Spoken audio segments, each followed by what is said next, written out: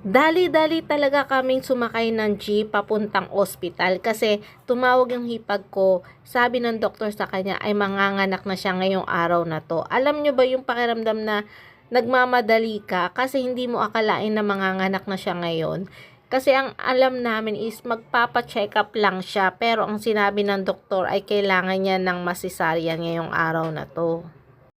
Kaya naman kahit walang ligo-ligo yan, talaga naman, talaga lumipad na kami. Kung pwede nga lang sabihin sa driver na pakibilisan na lang po ay gagawin ko, kaya lang hindi pa pwede dahil baka madiskrasya pa kami. Malapit lang naman yung ospital dito, isang sakayan lang. Kaya lang, syempre, sa kakamadali namin, natataranta kami. Kasi syempre, di ba, hindi mo inaasahan na manganganak pa lang ngayon. Pero ngayon talaga manganganak na talaga. Ayan na nga, at talagang vinidyohan ko siya habang nakahiga siya dyan at dinadala na sa delivery room. Biruin mo ang dami-dami ng gamot na yan. Talagang buhat-buhat ko hanggang second floor. Sabi ko sa isip-isip ko, naku, ang bigat-bigat nito. Tapos ang layo pa ng lalakarin ko. Pero okay lang. Kung namang worth it naman talaga kapag nakita ko na yung pamangkin ko. Yung pamangkin ko nga palang lalabas ngayong araw na to ay yung kapatid ni Sabana at saka ni Timothy na kasama ko tuwing nagva-vlog ako dito sa YouTube. At pinangalanan namin siyang Sabrina. Kasi si Savannah, kumbaga magkatunog sila, Sabrina at Savannah. First time ko nga lang nakita siya ngayon kasi naghatid ako sa hipag ko ng mga kailangan niya para sa baby. At ayan na nga si Sabrina, yung bago naming blessing. At pwede naming makasama sa pagva-vlog soon, pag matagal na at saka pag medyo malaki-laki na siya. Sobrang puti niya dyan, namumula yung mga pisngi niya, tapos ang liit-liit ng mukha niya, tapos ang tahimik niya, hindi siya hiyakin.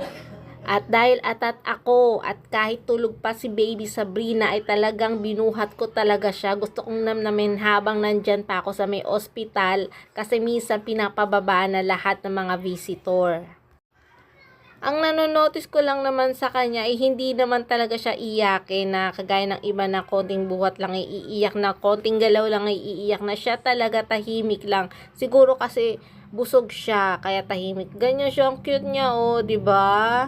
Tapos feeling ko ano yan kamukha ko yung paglaki. Walang ko kontra ha.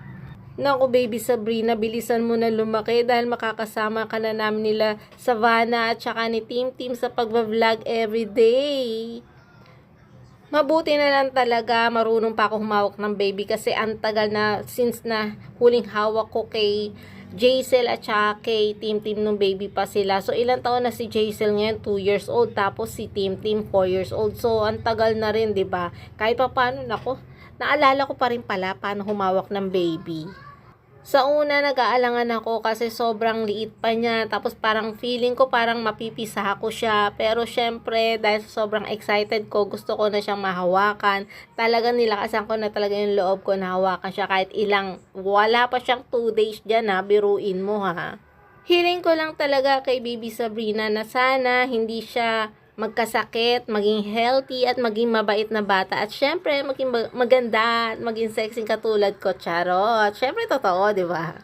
Kaya naman, pag medyo malaki-laki na si baby Sabrina, abang-abangan nyo dahil isasama ko siya sa mga vlog namin nila Tim at saka ni Savannah at saka nila Jaisel. Ilan na kami magva-vlog? Ang dami na, dumadami na yung pamilya. Kakatapos lang ni baby Sabrina dyan na mag-daddy sa nanay niya. Kaya naman ayan, himbing na himbing si baby Sabrina matulog. Ang cute niya talaga. Ang sarap niya talaga titigan.